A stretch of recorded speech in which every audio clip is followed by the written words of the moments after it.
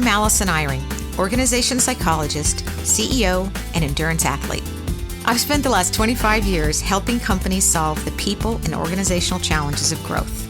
I've worked with all types of CEOs and business leaders across the world, but it takes a special kind of leader to successfully grow a business. I call them growth leaders. These leaders have an edge for growth. This allows them to drive performance today while transforming their business for tomorrow while keeping their people energized. So whether you're starting a company or reigniting a team within a large, mature company, I'll show you what it takes to successfully drive business growth through conversations with some of the best growth leaders I know. In this episode, we'll dive into the topic of leading sustainable growth. In my book, Pacing for Growth, I talked about an idea called intelligent restraint. It's about pushing yourself to go as fast and far as you can, but no more until you have the capacity to sustain it. I'm going to talk about this idea with Hari Krishnan, who is the CEO of PropertyGuru, about this idea and others. Hari, welcome, and thank you for joining me today. Thank you for having us. Now, for anyone who's not familiar with PropertyGuru, can you just say a little bit about your company? Sure. So PropertyGuru is a startup that was proudly started in Singapore. Subsequently, we have scaled now over the last 13 years. We're Southeast Asia's largest property technology company. As you mentioned, we run property marketplaces in Singapore, Vietnam, Malaysia, Thailand, and Indonesia. And in addition to this, we run the most widely used sales process automation software, FastKey. It's a software that we offer to property developers, something potentially that many consumers aren't aware of.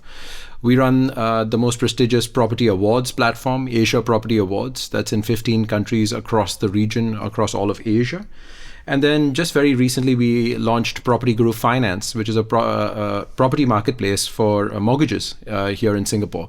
So really, we're a portfolio of assets across Southeast Asia. Right. And it sounds like what we know you for, which is the platform, is really just a part of your business. That's correct. I think we started out with a goal to put more transparency into the property sector when we started out back in 2007. I think that's remained core, but I think our mission really is to help people make confident property decisions. And so as consumers' expectations have changed, we've also evolved with our offerings to make it more robust, make it more thorough, and keep with the expectations of our customers. So I'm just curious, because your business has been successful for 13 years. What are some of the changes that you've observed in terms of how people buy and sell property? I think there are a few changes. I think the first is just the rapid urbanization that's happening across Southeast Asia. I think sitting in Singapore, we don't always realize this. But if you look at, for example, Ho Chi Minh City, there are 100,000 people who move to that city every year. So all those people need homes. So there's a lot of primary real estate, a lot of new construction that's happening. And so I think the biggest difference in emerging Southeast Asia when compared to a fully developed country is the relatively large size of primary real estate, so new construction real estate, rather than resale. And therefore, the offerings we have are really optimized for our countries and can't be a copy and paste from the United States or Australia or a developed country, but it's much more of a resale environment. So it sounds like you'll have a lot of variability market to market. That's correct. So I think what we try and do is find our leverage through a common technology platform across our countries. But then absolutely, the front end needs to be localized to local expectations. In Singapore, we think of ourselves in districts or HDB estates. In Bangkok, it's very much about proximity to the BTS station. So things like that. Even when you do a map search, we might use the same mapping technology, but the way we surface our information needs to be localized based on expectations. So I was really interested that you said that in addition to the platform, you have like sales process automation. It sounds like you've moved into not only helping people who are buying properties, but people that work in the industry itself. So about 18 months ago, we published a manifesto. I wrote about it on LinkedIn, and I said we're going to build Asia's first property trust platform. So what I meant is there is a trust deficit when you look at all the stakeholders, property seekers, developers, agents, even banks. And we felt as a technology platform, our job is to inject transparency and efficiency, and that will over time engender trust. And so when we looked at the sales processes of property developers, we found them to be very opaque, and our developer customers themselves were quite frustrated with it. So by putting in the sales process automation, they're able to distribute their sales collateral, they're able to show their inventory to their sales teams or agencies, and to the end consumer, you're seeing real-time availability. You're interacting with a digital platform. And even if you are trusting an agent or the salesperson of the developer, you're seeing that they're equipped with digital tools and solutions, not pamphlets and old-fashioned flyers, which is kind of the way in which marketing is done even till date in many developers. So it sounds like your company or the platform and then these new products are actually driving transformation in what I consider to be a fairly traditional industry. Absolutely. And I think I have spent my entire career in technology, and I think technology is most powerful when it solves real problems.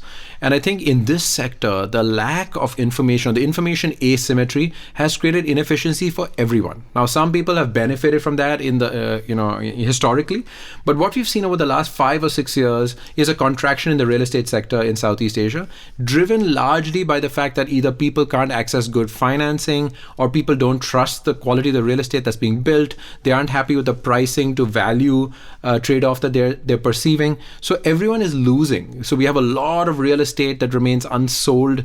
We have over 100,000 constructed units in Bangkok, which are unsold today. So no one's winning with that. So we felt our job is to inject transparency there and let everyone then build a good business out of it. I really like that idea of a trust platform, because I think that's really the essence of a good ecosystem. We'd like to think so, yes. Yeah. So I'm curious, because if you're very tech-based, you're driving transformation in industry, and there are going to be some people that are going to be successful and some that are not. So it seems that there's going to be a lot of people that the more successful your company is, the more there might be traditional agents or people who've been in the industry who don't quite get on board with the technology, that are outplaced, or they lose the opportunity to participate. How do you feel about that, and what do you do about that? I think it is a very good question. I think when technology enters any sector, there's always the risk that the incumbent players struggle to keep pace. What we have done is take a partnership approach. So we work with agents and developers. We're a two-sided marketplace. On one end, I'd say our primary customer is the property seeker, the end user who doesn't pay us a dime. But on the other side of the marketplace are property agents and developers, who are the ones we monetize. And we realize that both sides need to have their problems solved if we're going to have a healthy ecosystem. So we are not trying to actually disintermediate anyone. I think what we're trying to do is provide better technology and tools. So for instance, we provide a lot more data and insights to agents today. So if you are doing viewing a property this weekend, the agent, particularly here in Singapore, I guarantee if you look at what they're doing, they're using their PropertyGuru agent app to find information. And we have trained them over time to look for insights around trends in that neighborhood, trends in that condo or in that HDB estate. We try and give them a little bit more insights into what's happening with the government and their development. Now, the very best agents can find this information from a few other places. Some of the information is proprietary first-party data that only PropertyGuru has. No one else has it.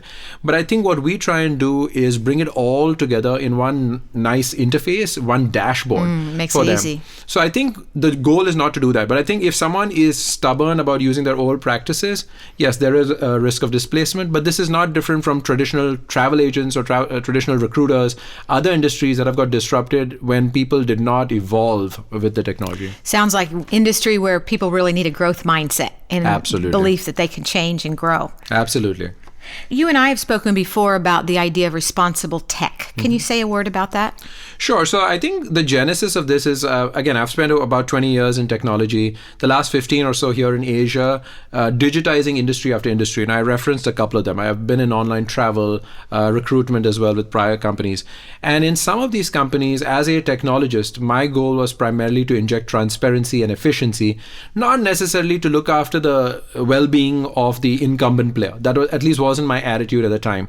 I think over time, perhaps call it maturity, perhaps just call it a better sense of our role in the ecosystem, I began to notice that there were a number of people who are willing to participate and evolve, as I mentioned earlier, but it really requires a technology provider to engage with them. And yes, it takes two to have a handshake there, but I think the technology player should really lead that. At least that's my belief. And so when I talk about responsible tech, it's something I wrote about a couple of years ago. And my belief was there is a process a technology company can undertake where they can prepare the ground for this disruption that's to come and then help people evolve if they are willing. And I think that is what I call responsible tech. I love that idea. I wrote about the idea of intelligent restraint in my book, Pacing for Growth, which is it's a growth philosophy about going as fast and far as you can, but then no more if you don't have the capacity to sustain it. And you're giving me a great example of that, about really building readiness in the ecosystem to be able to cope with the change and the disruption that technology will bring. Absolutely. And you'd be surprised. There are times when you would assume that people can see the disruption coming. The reality is, if you've ever sat in that seat and you've been successful doing things a particular way for years, potentially decades, you wouldn't be expecting a disruption necessarily.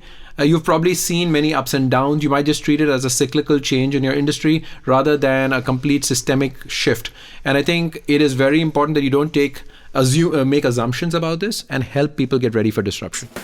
Coming up in the next segment. And so my biggest experience has been, the more you engage, the more you have these discussions, the more you're going to be invited to participate and potentially lead these disruptions. You're listening to Growth Leaders, a podcast with Alison Eyring.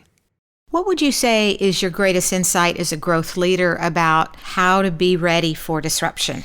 I think it's all about partnerships. We're not alone. And I think sometimes people like to sort of make a go of it by themselves, whether as individuals or organizations. My experience, both as an executive, but also as a leader of an organization, is you need to have active, healthy conversations and partnerships with other stakeholders. They could be your customers, your suppliers. It should include the government. It should include other stakeholder groups to understand just how fast that disruption may or may not happen. Sometimes, you'll hear technologists talk about, the speed of change is going to be rapid. And you have forgotten about another stakeholder here, who might be the government. Regulatory drag is a very real thing, for example, in our sector, the real estate sector. But that is because it is the largest asset class in the world. And the government is right to make sure that disruption happens at a pace that is in the interests of their citizens, not in the interests of the technologists. And so I think that's where you got to get out of your theory and participate, engage with other people. And so my biggest experience has been, the more you engage, the more you have these discussions, the more you're going to be invited to participate and potentially lead these disruptions. That's a great example of pace. So often people say, oh no, things are going so fast, I don't have time to slow down. But it's a great example of looking outside and then using that to help you pace so that you're bringing people along so that eventually you can go fast. Absolutely. Hari, you talked about the importance of partnership as a growth leader. Can you maybe give me an example of a partnership that you feel particularly good about? So a few years ago, I wrote about a particular framework I had for responsible tech. I called it the 3I framework.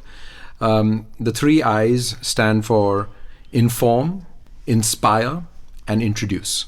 They're sequential. So the inform part is about helping the disrupted party know that disruption is coming.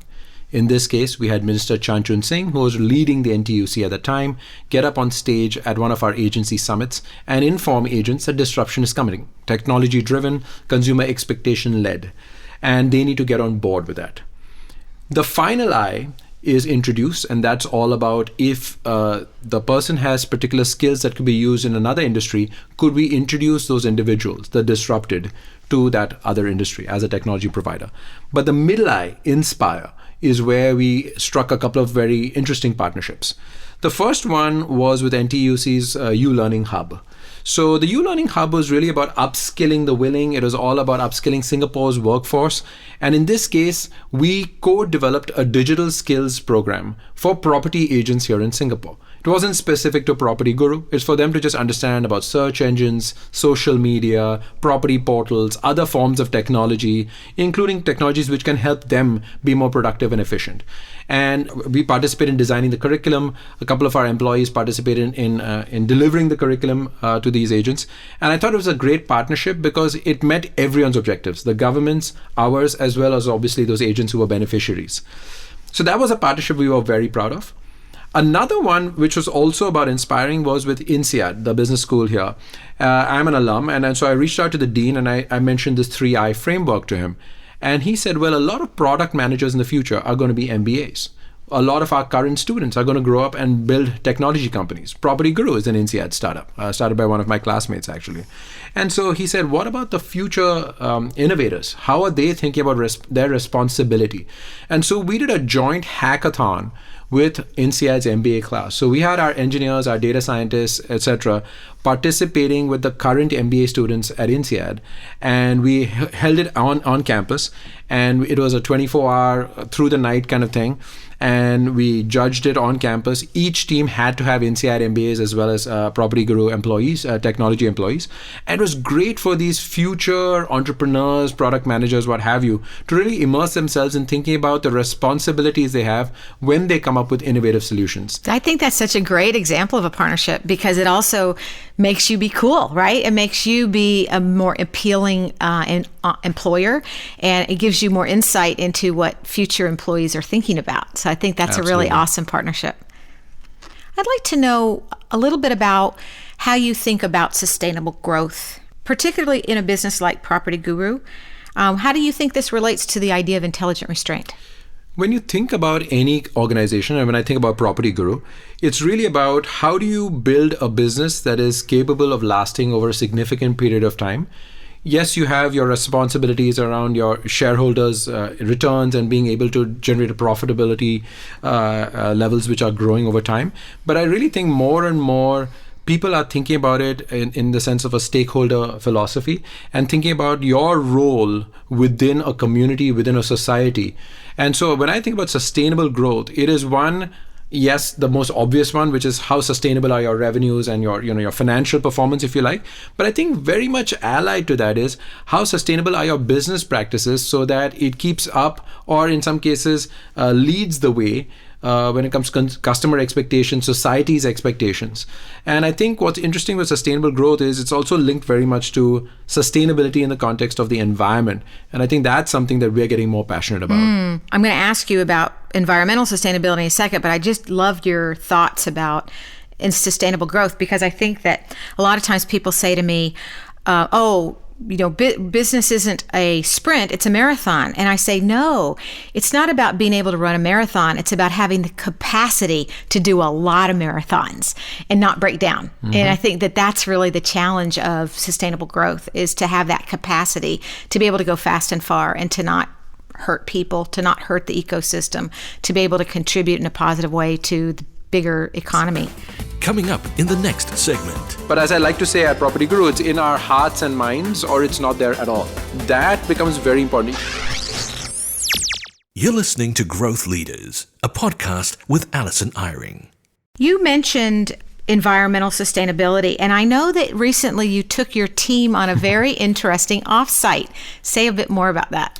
So I think, we came into this year with a very strong mission, and it really started from me, but I think our executive team really rallied behind it. I think the goal here was to understand that we are trying to make sustainable urban living solutions more accessible to our customers and to help people get more educated.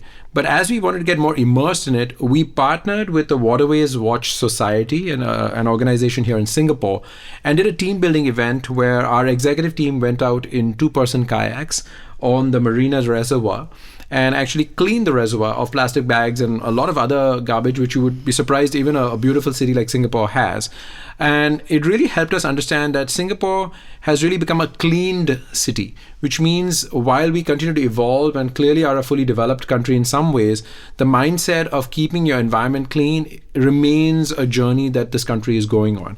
And it allowed our employees and our executive team in this case to fully understand it's not a theory, it's not something you're seeing on the news, on the Discovery Channel.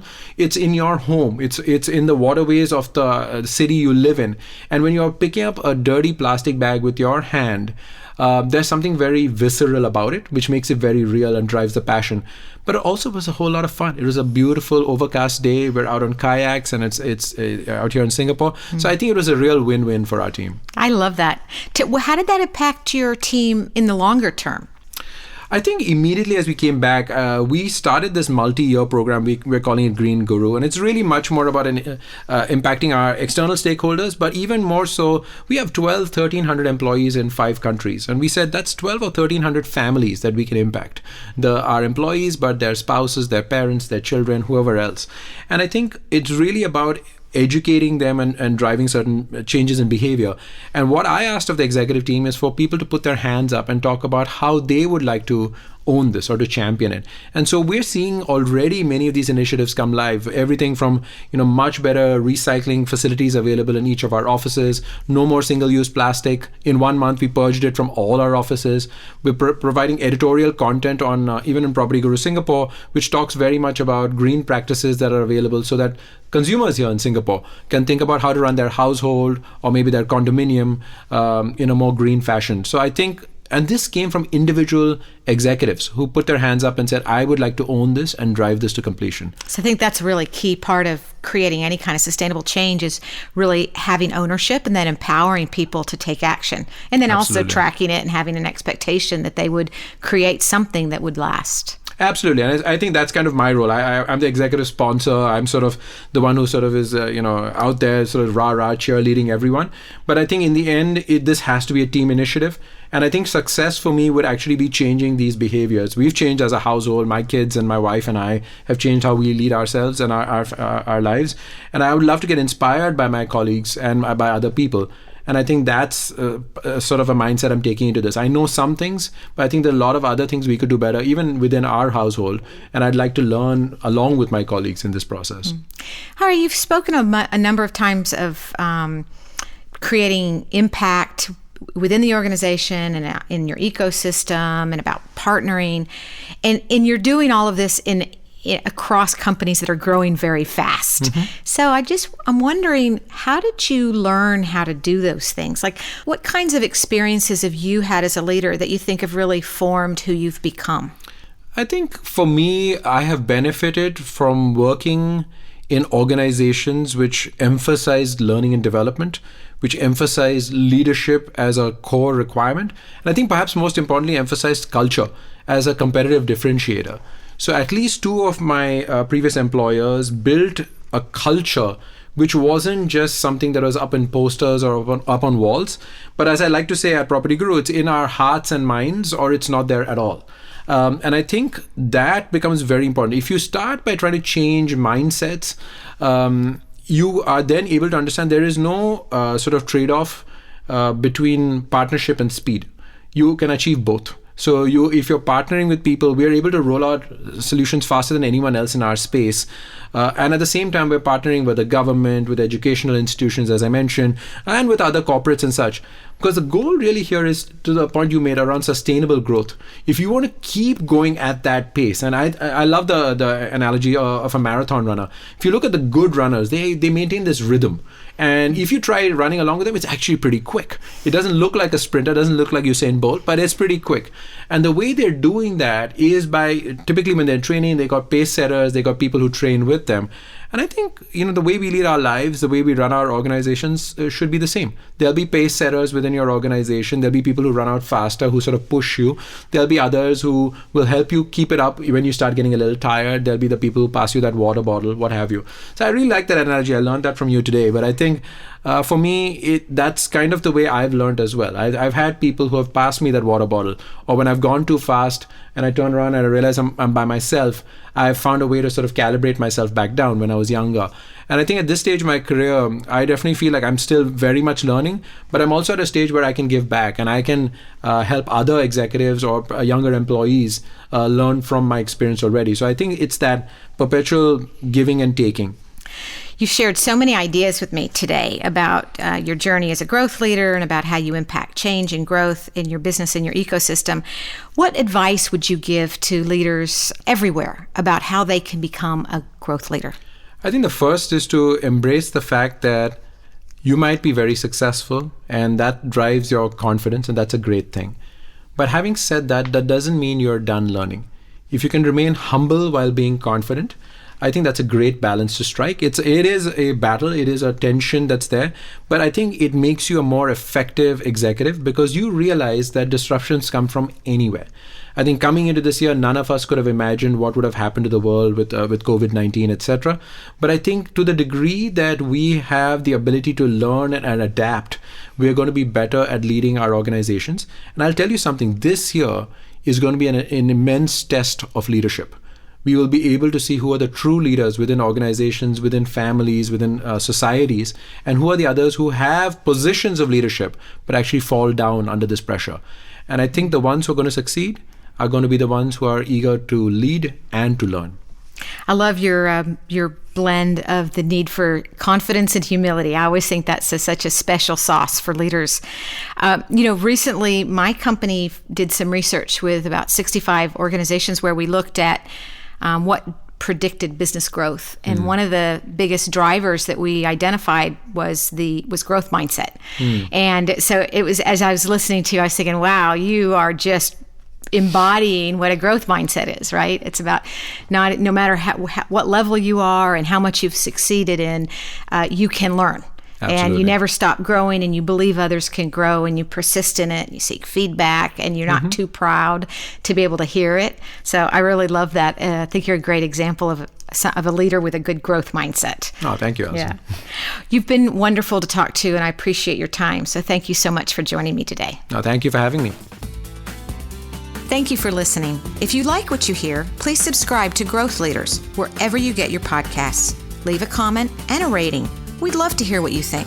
If you have questions about growth or growth leadership, please email us at growthleaders@organizationsolutions.com. Growth Leaders is produced by Organization Solutions in partnership with MediaCore. Many thanks to Dee Kirk, Sean Young, Barry Toe, Keith Tan, Zach Rasley, and Susan Eyring.